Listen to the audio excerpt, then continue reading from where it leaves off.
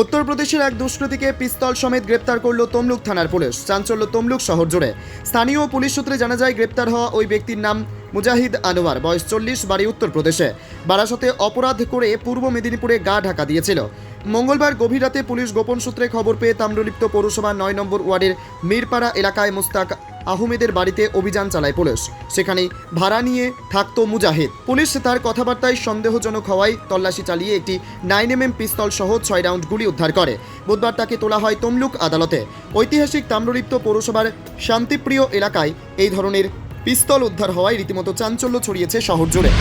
তমলুক থানাতে আমরা একটা ইনফরমেশন পেয়েছিলাম যে আমাদের এই পদম বসন্তে একজন থাকছেন, যার এগেনস্টে কয়েকটা কেস আছে, ঠিক আছে। এইরকম একটা ইনফরমেশন পাওয়া গেছিলো। তারপরে আমরা একটু ফার্দার ভেরিফাই করার পর আমরা ওই লোকটাকে লোকেট করতে পারি যে কোথায় থাকছে।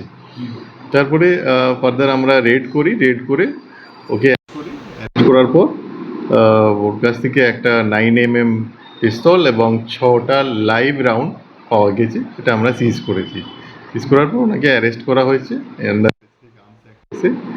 আর আজকে ওনাকে আমরা কোর্টে পাঠাচ্ছি with 7 days prayer of remand. তো দেখি কোর্ট কি অর্ডার দেয়।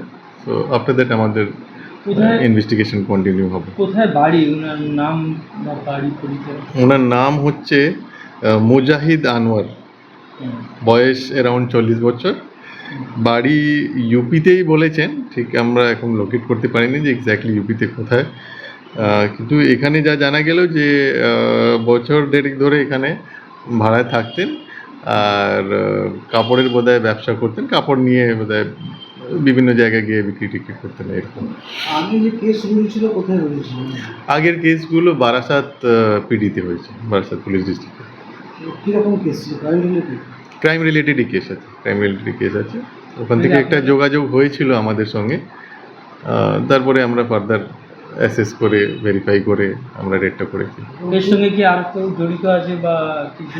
ওটা আমরা খতিয়ে দেখছি। ওনাকে আমরা রিমান্ডে নেওয়ার পর ওটা আমরা খতিয়ে দেখছি আর এর সাথে আর কেউ জড়িত আছে কি না, এইরকম তো আমরা একটা ইনফরমেশন পাইনি।